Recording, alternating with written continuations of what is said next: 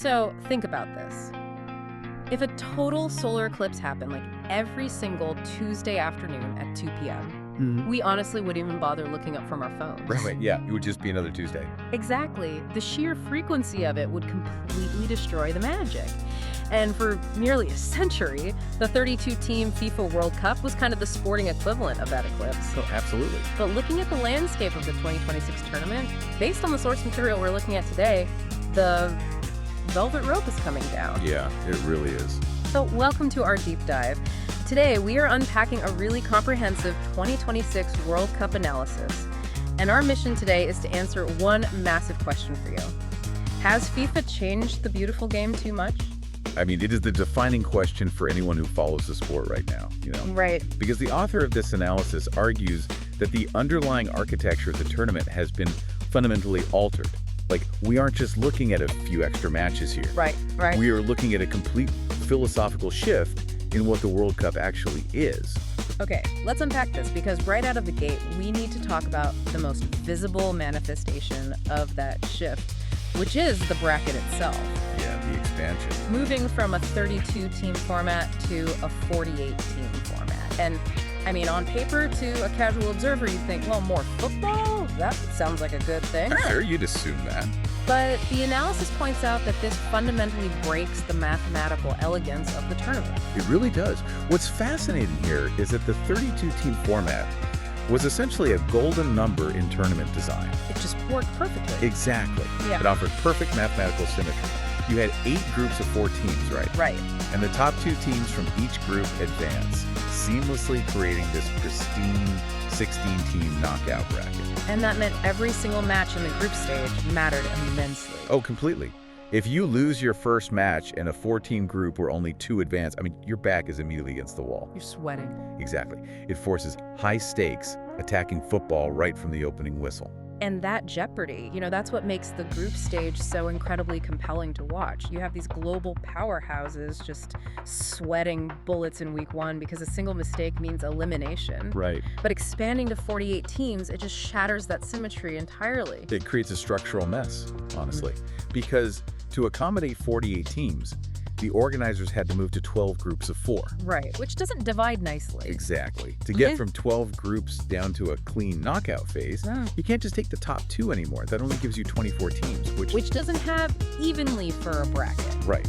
So the system has to allow the 8 best third-place teams to advance as well. Wow, okay. And that is exactly where the jeopardy vanishes. I mean, if you can finish third in a 4-team group and still advance to the knockout rounds, the mathematical pressure just drops off the cliff. It does. Teams will realize very quickly that 4 points, maybe even just 3 points, will guarantee passage. Which incentivizes defensive, risk-averse tactics. Oh, totally. Think about it. If 2 teams are playing their final group match and a draw guarantees both of them a spot in the knockouts as a top 3 finisher, They just won't try. there is 0 biological or strategic incentive for them to attack. You end up with 90 minutes of passive ball circulation. Just passing it around the back. Yeah, and the analysis heavily emphasizes this. By lowering the bar for advancement, you inevitably lower the quality of the product on the pitch. You are literally manufacturing meaningless matches. So we're talking about a dilution of the talent pool on top of a dilution of the stakes. Exactly. It kind of reminds me of like a luxury fashion house deciding to sell their merchandise in massive discount superstores. Well, that's a good comparison. Like, yes, the quarterly revenue skyrockets because you're selling millions of more units, but you destroy the very prestige and exclusivity that allowed you to charge a premium in the first place. You just can't mass produce rarity. That mechanism of brand dilution is a perfect parallel here. Because the psychology of sports fandom relies really heavily on scarcity. We value the World Cup because qualifying for it is this grueling multi-year crucible. But when you increase the field by 50%, qualifying becomes an inevitability for the top-tier nations. It's just a formality. Yeah, rather than an achievement. And so the emotional pacing of the event stretches out. It transforms from this concentrated, month-long sprint of elite competition into something that resembles, well, just a long, drawn-out club season. You're watching content, not an event. Exactly. Content. And fielding 48 teams creates this immediate physical reality, too. You can't realistically fit them all in one country. No, absolutely not. The infrastructure required for that many training camps, stadiums, and hotels, it necessitates a massive geographic footprint, which of course explains the unprecedented 2026 tri-country hosting model. Right, the United States, Canada, and Mexico. Yeah. It's a continental migration, effectively. The analysis actually draws a direct line from the expanded team roster to the logistical realities of North America. Because it's huge. It's massive. We are no longer talking about taking a train between cities in Germany or even, a short flight within Brazil. Right.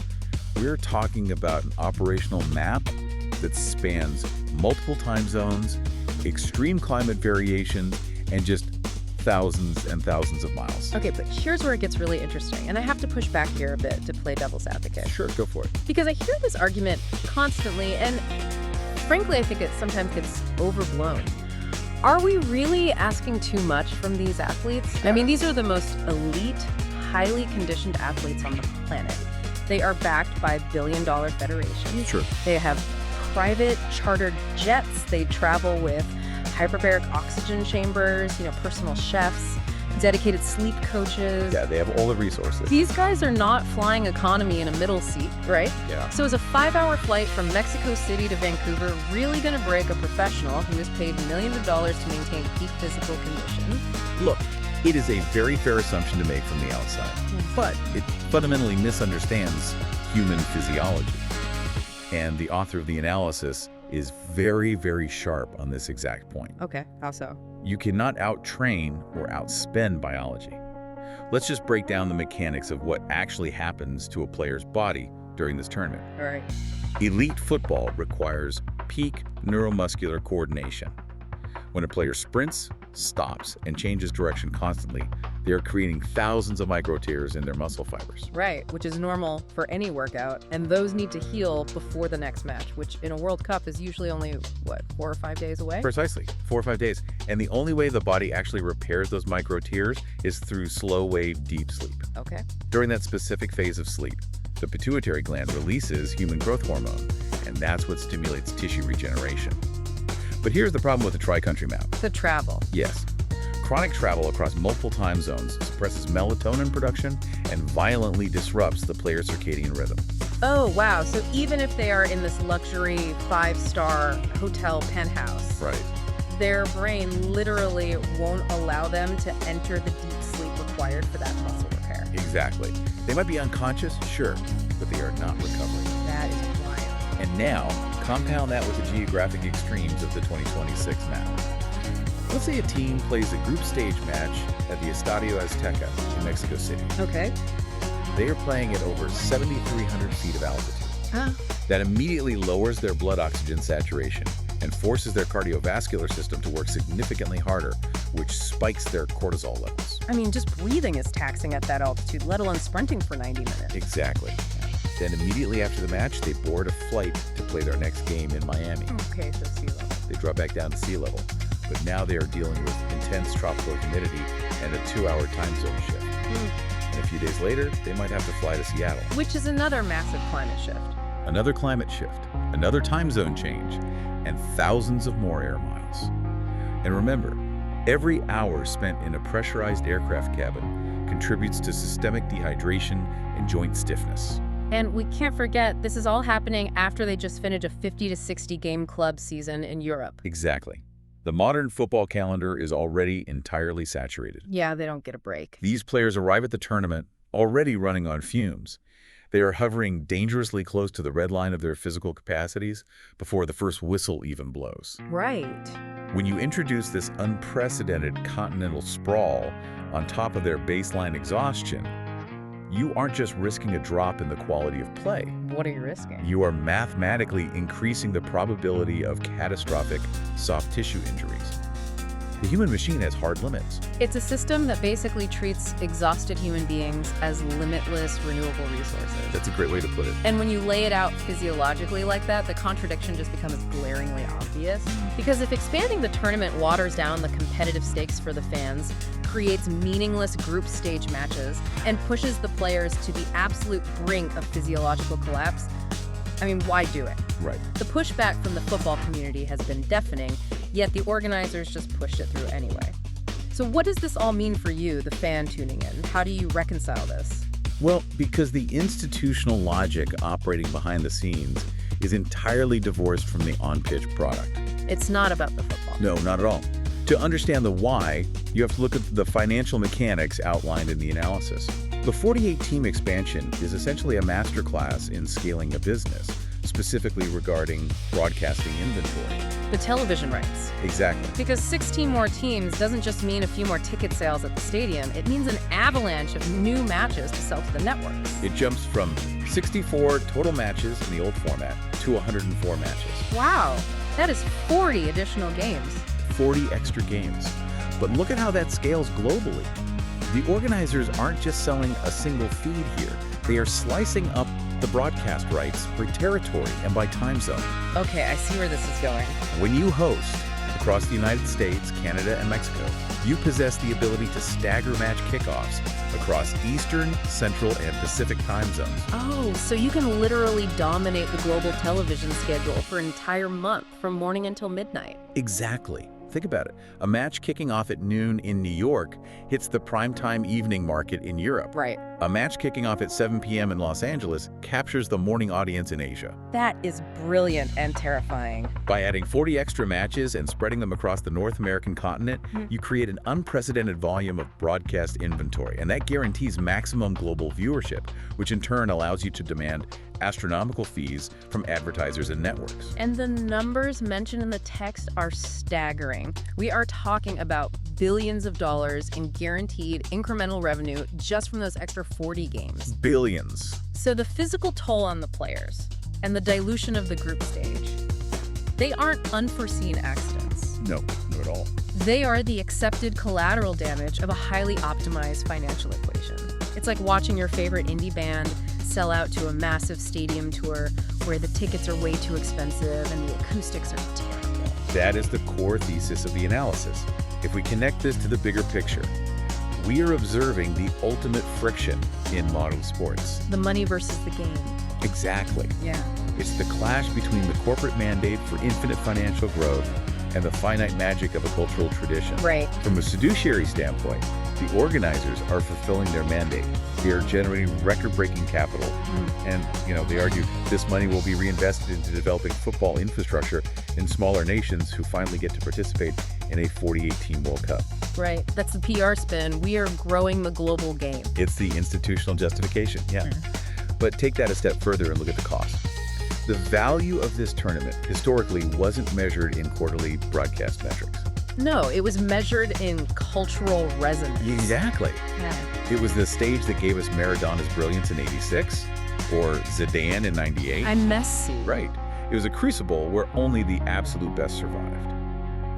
But you cannot endlessly scale cultural resonance. You just can't. At a certain point, the relentless pursuit of broadcast inventory begins to cannibalize the very prestige that made the event valuable in the first place. It's a really dangerous game of chicken with the audience, and the analysis makes it clear that fans are becoming acutely aware of this shift. Like, they aren't stupid. No, fans know the sport intimately. They can tell when a group stage match between two lower-tier teams feels like a manufactured TV event rather than a life-or-death football contest. Absolutely. And they can see when the stars they tune in to watch are visibly fatigued, struggling with muscle cramps in the 60th minute because they've crossed 3 time zones in 4 days. It breeds a profound sense of alienation among the core demographic that basically built the sport. Yeah. So just to recap the journey of this deep dive today, we've walked through the architecture of this 2026 expansion, and the picture painted by the source material is stunning. Very stark. The shift from 32 to 48 teams didn't just add more games, it fundamentally altered the math of the tournament, removing that do-or-die jeopardy that made the group stages legendary. Yeah, and we've seen how the necessity of that massive tri-country map created an environment that just ignores basic human biology. The sleep deprivation, the time zones. Right. Subjecting already exhausted players to this brutal cocktail of altitude shifts, time zone hopping, and travel fatigue. And we trace that entire overhaul back to its roots. a billion-dollar broadcasting strategy that prioritizes selling maximum television inventory over preserving the elite exclusive nature of the competition. Right. The velvet rope has been sold for scrap metal, It really has. which leaves the entire ecosystem in a highly volatile state. Right. Because the history of sports shows us that when the friction between institutional greed and player welfare reaches a critical mass, the system inevitably fractures. It has to. The rubber band can only stretch so far before it snaps. Exactly.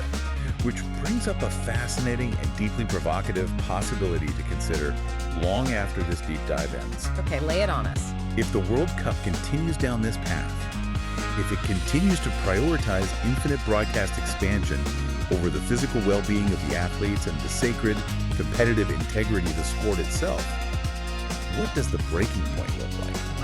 Will we eventually reach a moment where elite players, supported by a deeply alienated global fan base, decide they have just had enough? They just walk away. Yeah.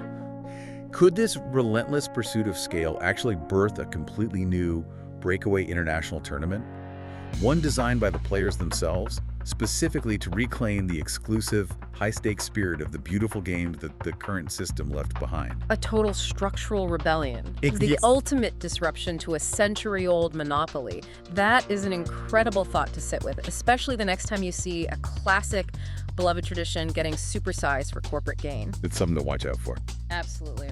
Well, thank you so much for joining us on this deep dive today. We hope it gave you a sharper, more critical lens through which to view the evolution of the beautiful game. Keep questioning the changes around you. Always look for the unseen mechanics behind the headlines.